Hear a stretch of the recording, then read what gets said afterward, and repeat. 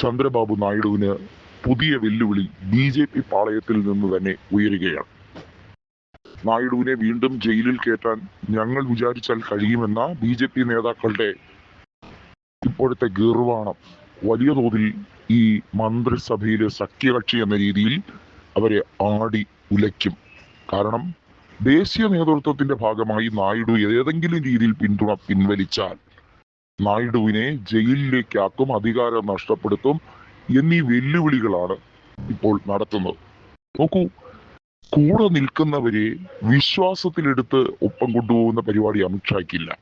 മറിച്ച് ഭീഷണിപ്പെടുത്തി അവരുടെ വീക്ക്നെസ് എന്താണെന്ന് കണ്ടുപിടിച്ച് അവരെ എങ്ങനെയൊക്കെ കുത്തിയാൽ പരിക്കേൽപ്പിക്കാം, ഏതൊക്കെ തരത്തിൽ അവരെ ആക്ഷേപിച്ചാൽ അവർക്ക് നോവും എന്ന് മനസ്സിലാക്കിയാണ് ആ മനുഷ്യൻ പ്രവർത്തിക്കുന്നത്. ഇത്രയധികം നെഗറ്റീവായി ചിന്തിക്കുന്ന, ഇത്രയധികം മനുഷ്യരെ ഏറ്റവും പൈശാചിക മനസ്സോടെ സമീപിക്കുന്ന ഒരു രാഷ്ട്രീയക്കാരൻ ഇന്ത്യയിൽ മുമ്പ് എവിടെയെങ്കിലും ഉണ്ടായിട്ടുണ്ടോ എന്ന് ചോദിച്ചാൽ വിരളമായിരിക്കും.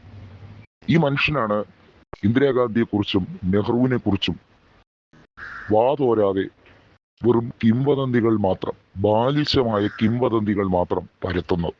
ഒന്നാലോചിക്കുക, ഇന്ദിരാഗാന്ധിയുടെയോ ജവഹർലാൽ നെഹ്റുവിന്റെയോ ഒന്നും യോഗ്യതയുടെ അടുത്തെത്താൻ പോലും, എന്തിനവരുടെ ഒന്നും കാല് കഴുകാൻ പോലുമുള്ള യോഗ്യത ഇവർക്കാർക്കും ഇല്ല. കാരണം ബ്രിട്ടീഷുകാരുടെ ഷൂ നക്കിയ ചരിത്രം മാത്രമേ സംഘപരിവാറുകാർക്കുള്ളൂ. ഷൂ നക്കാനും അതുപോലെ മാപ്പെഴുതി കൊടുക്കാനും 100 തവണ അവരോട് എപ്പോ വേണമെങ്കിലും മാപ്പ് പറയാനും അപ്പൊ കാണുന്നവനെ ആ രീതിയിൽ തന്നെ വിളിക്കുന്നവനും ഒക്കെ ഇതിനകത്ത് പെട്ടുപോയാൽ എന്തായിരിക്കും ഗതി എന്നാണ് ആളുകൾ ചോദിക്കുന്നത്. ഇത്തരത്തിൽ പല മലീനസം നിറഞ്ഞ മനസ്സുമായി ജീവിക്കുന്ന ഒരുപാട് പേരുണ്ട്. അവരെയൊന്നും തിരുത്താൻ കഴിയില്ല. വാസ്തവത്തിൽ അവരെല്ലാം ഈ രാജ്യത്തെ പൗരരായി ഞെളിഞ്ഞ് എല്ലാ ആനുകൂല്യങ്ങളും പറ്റി നടക്കുന്നു എന്നുള്ളതാണ് ഏറ്റവും വലിയ വിരോധാഭാസം.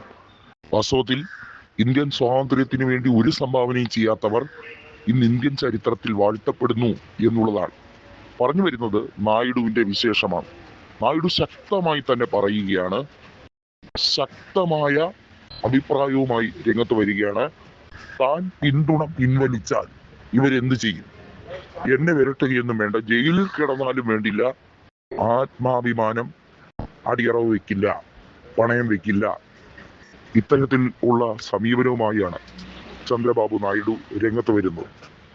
നായിഡുവിന്റെ MP-മാർ 16 പേരാണ്. ആ MP-മാരെ കൂറുമാറ്റാൻ തങ്ങൾക്കധികം സമയം വേണ്ട എന്ന് BJP പറയുന്നു. അങ്ങനെ കൂറുമാറ്റിയാൽ മാറുന്നവരല്ല നായിഡു വിഭാഗത്തിലുള്ളവരെന്ന് ചന്ദ്രബാബു നായിഡു തിരിച്ചും അടിക്കുന്നു. ആകെ കൊടുത്തത് ഒരു കേന്ദ്രമന്ത്രി സ്ഥാനമാണ്. അത് വെള്ളത്തിൽ വരച്ച വര പോലെ അവർക്കെടുത്ത് കളയാവുന്നതേ ഉള്ളൂ.